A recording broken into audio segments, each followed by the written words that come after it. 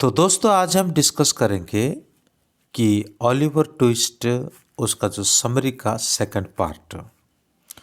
तो ऑलरेडी हमने देख लिया था कि किस प्रकार से ओलिवर जो है वो फिर से फाजिन का जो जो डैन है वहाँ पे आके पहुँच गया। यानी जैसे कि ओलिवर को उसका जो मिस्टर ब्राउनलो वो क्या कर रहे थे कि उसको किसी दुकान पे भेजे, एक बुक स्टोर के पास, बुक सेलर के पास भेजे कुछ पैसा दे करके।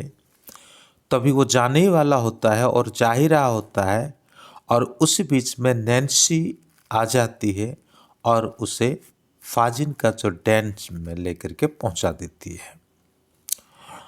तो इसके बाद हम आगे की चर्चा करेंगे। So before entering to this video lecture I would like to request you, so if newly you are watching or visiting my channel, so please subscribe it and hit the bell icon also. Now Mr. Brownlow, still sure that Oliver had been the victim of some unfortunate mishap, advertised for his recovery. तो Brownlow को ऐसा लगता है कि लड़का तो वास्तव में ईमानदार है, उसके साथ तो कोई ना कोई एक मिस अनफॉर्चुनेट घटना हो गया होगा, तो इसीलिए किसी भी तरह से उसको रिकवरी करने के लिए वो चाहता है। और इसके लिए उसने क्या किया कि कुछ एडवर्टाइज कर दिया। This advertisement was seen by mister Bumble then in London on some parochial business. Hoping to earn some profit, he hastened to Mr. Brownlow and reported that Oliver was incorrigible. The information made Mr. Brownlow was utterly dejected and unhappy person. He felt so miserable that he refused to have Oliver's name mentioned in his presence. तो ऐसी दशा में क्या होता है, Brownlow वो एक advertise कर देता है इसको, किसको ढूंढने के लिए, ओलिवर को ढूंढने के लिए। तो ये एडवर्टाइजमेंट जो है मिस्टर बम्बल जो पहले दफ़ा मिले थे, ओलिवर जब पैदा हुआ था उसको नाम देने वाला जो वर्क हाउस में वो व्यक्ति यहाँ पे फिर उभर के आता है और वो एडवर्टाइजमेंट को देख लेता है और देखने के बाद उसके अंदर कुछ प्रॉफिट कमाने का एक मनसा शुरुआत हो जाता है और वो ब्राउनलो को रिपोर्टेड करता है कि ओलिवर जो है वो एक असुधार्य है ना, वो असुधार्य था, ऐसा वो उसके सामने बता देता है। तो ये इन्फॉर्मेशन जब ब्राउनलो को मिलता है तो ब्राउनलो यहाँ पे मतलब नाखुश हो जाता है और बाद में थोड़ा मिसरेबल कंडीशन में आता है और आने के बाद ओलिवर का नेम भी उसके सामने या उसके प्रेजेंस में लिया जाए वो तक उसने नहीं चाहा। तो अभी फिर से क्या होता है कि एक रॉबरी के लिए यहाँ पे प्लान किया जा रहा है जो फाजिन का ग्रुप के द्वारा, ठीक है।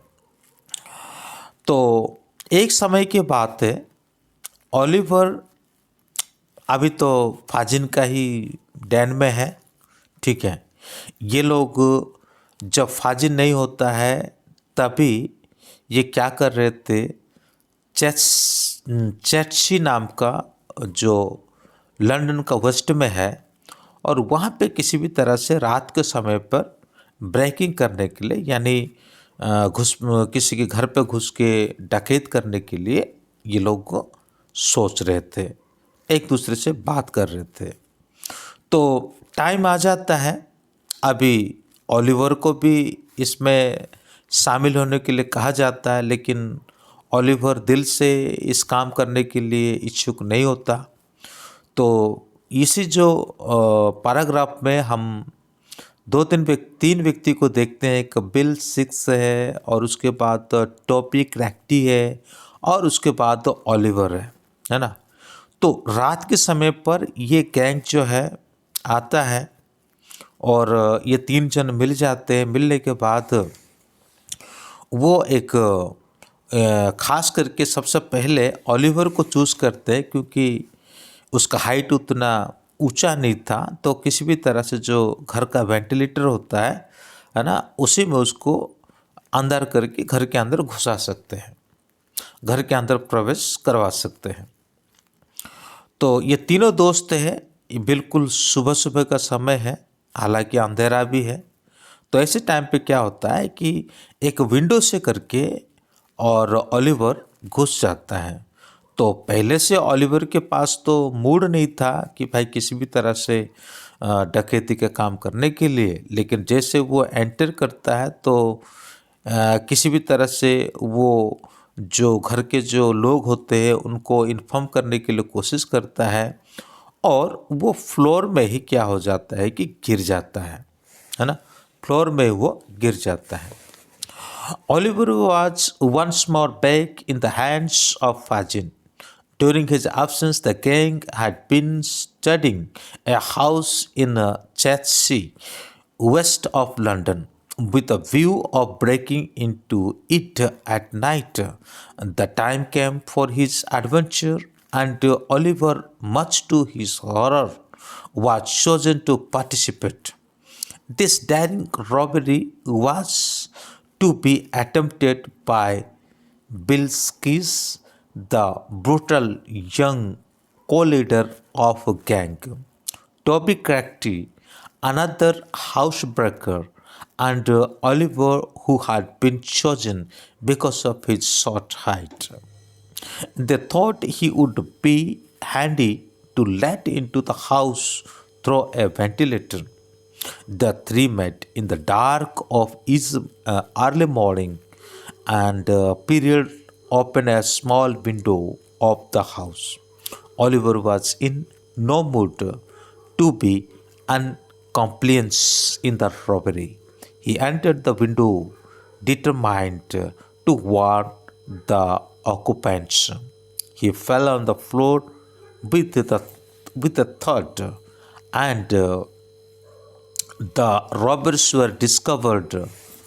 All three of them fled, but as he was running, Oliver was wounded by gunshot. तो जैसे ओलिवर गिर जाता है, ओलिवर गिरने के बाद फिर क्या होता है कि और तुरंत लोग जग जाते हैं और सभी और भागने लगते हैं। ये तीनों के तीनों बहुत ज़ोर से भाग जाते हैं वहाँ से। लेकिन जैसे जैसे वो भाग रहे होते हैं तभी ओलिवर जो है जख्मी हो गया, शायद कोई गन से उसको शॉट कर दिया है। लेकिन अब जैसे ये भाग रहे होते हैं तभी यहाँ पर एक नया एक व्यक्ति का मतलब उपस्थिति प्रकाशन यहाँ पे होता है, जिसका नाम है मॉन्क्स। ये स्टोरी में एक नए कैरेक्टर अभी आता है, मॉन्क्स। दोस्तों मॉन्क्स जो है वो ओलिवर का सौतेला भाई है। इसका स्टोरी हम आगे देखेंगे, इसका और एक ओरिजिनल नाम भी है, लेकिन वो अभी फ़िलहाल मॉन्क के नाम से वो जाना जाता है। तो जैसे कि गन शॉट हो चुका है किसको, ओलिवर को, है ना।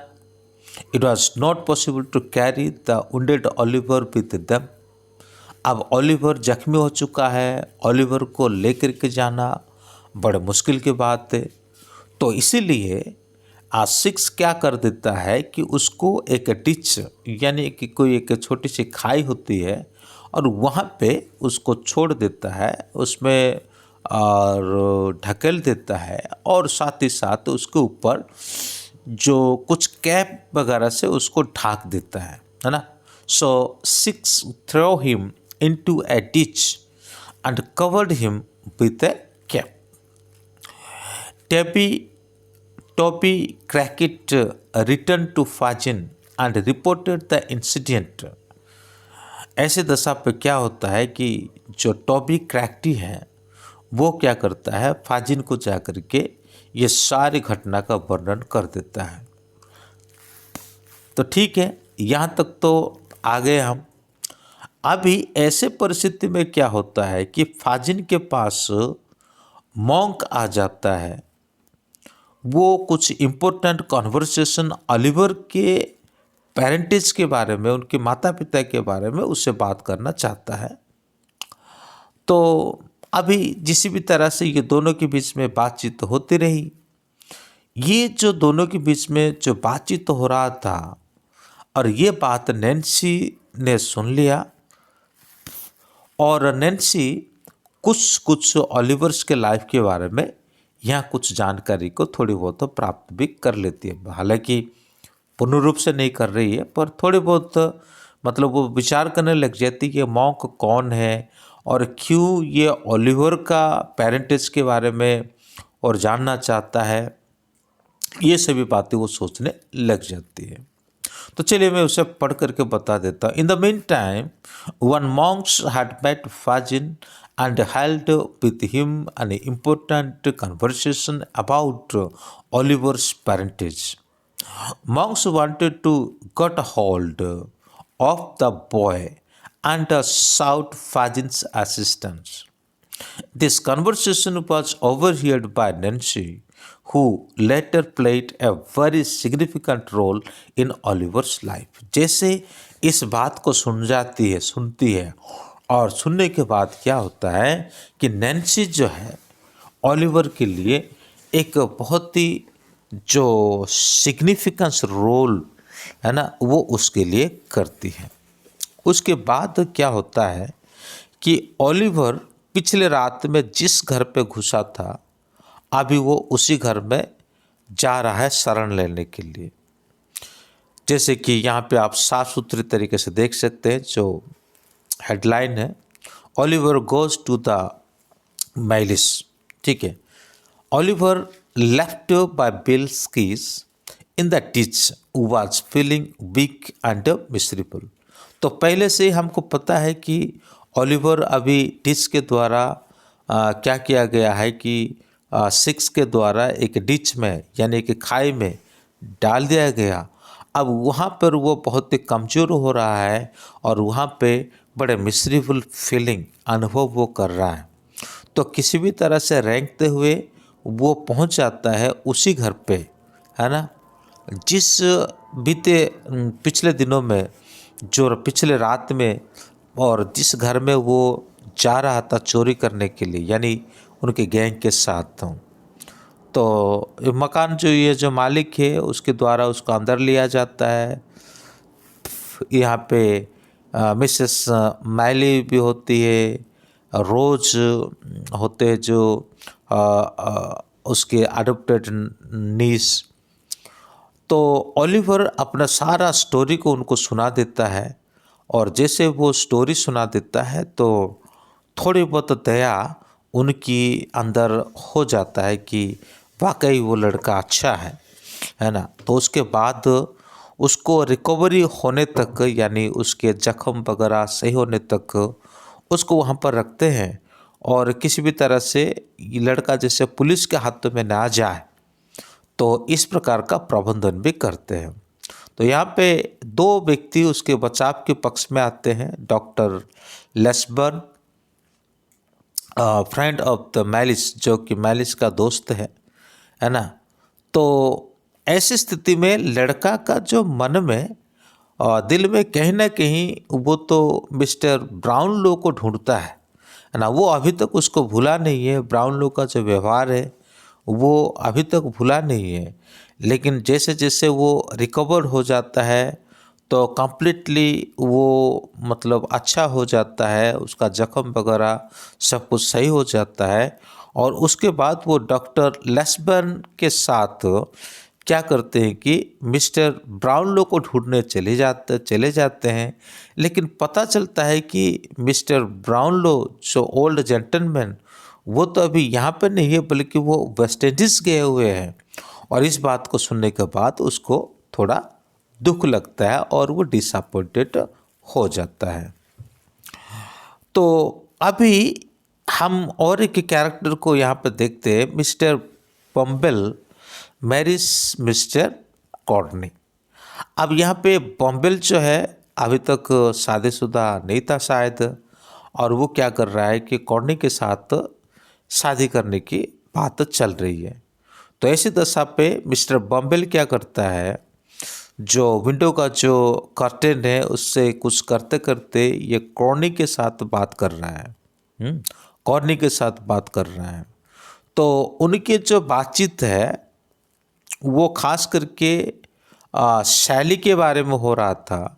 और उस समय मिसेस कॉर्नी जो है वो क्या कर रही थी कि उसे यही बात बता रही थी कि शैली का डेथ के बारे में। ये शैली कौन है? ये शैली वो है जब ओलिवर ट्विस्ट को उसका माँ अब उसको जन्म दे रही थी, जन्म दे के मर गई, और उनमें कुछ सबूत जो है ओलिवर का पिता कौन हो सकता है ना, वो सबूत जो छोड़ करके वो चले गए थे, इसे चुरा करके इसी महिला लेकर के आई थी।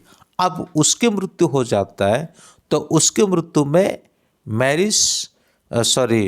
बम्बल और मिस्टर बम्बल और मिसेस कॉर्नी वो क्या करना चाहते हैं, वहाँ पे जाना चाहते हैं। ठीक है।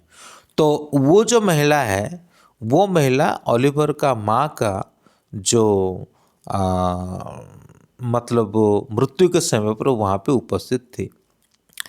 तो मिसेस कॉर्नी जो है removed a brown ticket from her hand in Mrs Corney's absence. Bumble appraised her property to his satisfaction. He also proposed marriage to Mrs. Corny. तो जैसा भी है, इनके शादी होता है मिसेस कॉर्नी के साथ मिस्टर बम्बेल का। अब यह यहाँ पे शैली का भी डेथ, शैली उसका डेथ हो जाती है, जो कि मतलब गवाह थी किसकी? ओलिवर की माँ की। तो जैसे Oliver accompanies the Maili to the country side, तो अभी ओलिवर क्या हो चुका है, उस ग्रुप से दूर आ चुका है। फाजिन का जो चोरों वाला गिरोह है वहाँ से वो दूर हो चुका है, और मालिश के साथ वो थोड़े गांव के एरिया में आकर के वहाँ रहने लगे, जहाँ पे पहले है ना जो उनका जो बचपन का समय में ओलिवर आकर के रहा था और वहाँ पे जो पढ़ाई लिखाई किया था, ऐसे एक जगह पर वेयर ओलिवर स्टडीड था और इसी गांव पे आए, और जिस गांव में ओलिवर गार्डनिंग करने का, थोड़ा बहुत पढ़ने का, ये सभी चीज़ें यहाँ पे सीखता है, पढ़ता है। तो जैसे during the holidays rose Maili fail sick and near diet, तो छुट्टियों का समय में रोज मैली जो है वो क्या हो जाती है, मतलब मृत्यु प्राय हो जाती है, बहुत बीमार हो जाती है। आफ्टर हर रिकवरी और Harry Maili the son of mister Maili join the group.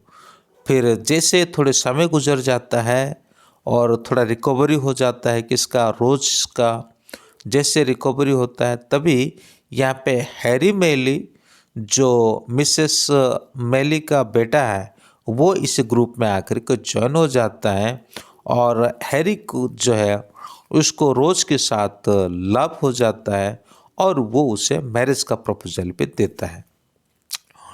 लेकिन यहाँ पे क्या होता है कि रोज क्या करती है, उसको डिक्लाइन करती है, मतलब थोड़ी देर के लिए उसको नकार देती है। वो कहते हैं कि पहले मैं तुम्हें अच्छी तरह से डिस्कवर कर लूँ कि तुम्हारा आइडेंटिफिकेशन को, है ना, ये सभी चीज़ों को मैं थोड़ा भली भांति जान लूँ, समझ लूँ, और तभी जा कर के मैं कुछ कह सकती हूँ। One evening Oliver was frightened to see Fagin and Monk peering at him through the study window. तो ऐसी दशा पे क्या होता है कि अब ये सभी बातें चलता रहता है, लेकिन अभी यहाँ पर भी फाजिन है ना और मॉन्क ये दोनों उसे ढूंढते हुए आ जाते हैं और जो स्टडी विंडो है वहाँ से वो उनको देखता है और देख कर के वो डर जाता है। तो और एक घटना यहाँ पे आता है। ये घटना क्या है, मंक जो है वो क्या करता है कि जो टोकन था ओलिवर का पेरेंटेज के प्रूफ, उन सभी को वो क्या करता है, नष्ट कर देता है। Mister Bumble was soon disillusioned with his wife for the moment for the former Mrs Corney dominated him completely. Monk went to the workhouse seeking information about Oliver. तो ऐसी दशा में क्या होता है, मंक जो है चला जाता है कहाँ पर कि वो चला जाता है वर्क हाउस में, और जो भी सबूत है वो सारा सबूत को क्या करता है कि बम्बेल के द्वारा कुछ चीज़ों को वो प्राप्त कर लेता है, जो लॉकेट है, वेडिंग रिंग है ना, और पाउन, ये सभी चीज़ें तो सैली ने रिकवर किया था, उनके वो सैली से ये मिस्टर बम्बेल के हाथ में आ गया था। तो इन सारे चीज़ों को वो ले लेता है और लेने के बाद उसे क्या करता है, कौन ले लेता है, मंक्स ले लेता है, और लेने के बाद वो क्या करता है कि उसे नदियों में फेंक देता है। तो उसके बाद की घटना है, Nancy meets rose Maili with some clues about Oliver पेरेंटिस। तो अभी क्या होता है कि नैन्सी जो है उसको पता है कि ओलिवर अभी रोज के वहाँ पे है, रोज मैली के वहाँ पर है। तो वो उसके पास जाती है और जा कर के जो मंक और फाजिन किस प्रकार से और ओलिवर का जो टोकन था, यानी उसका जो सबूत था, उसको नष्ट कर दिए, और साथ ही साथ ओलिवर के बारे में ये लोग जो बातचीत कर रहे थे, है ना, ये लोग जो बातचीत कर रहे थे उसी बात को वो क्या कर रही है, उन्हें जा कर के बताती है। लेकिन रोज को अब समझ में नहीं बैठ रहा है कि आखिरकार ये दोनों इसके पीछे क्यों पड़े हैं, और साथ ही साथ और ये मॉन्क जो है क्यों उसके पीछे पड़ा है। ये सभी बातों को ये समझने में असमर्थ हो जाती है। लेकिन जैसे भी है, ये दोनों मिलकर के कुछ समाधान निकालना चाहते हैं और कुछ जानना चाहते हैं, है ना, और एक दूसरे को ये वादा करते हैं कि आगे कभी हम मिलेंगे, क्योंकि अभी नैन्सी को भी बिल सिक्स के पास जाना था, है ना।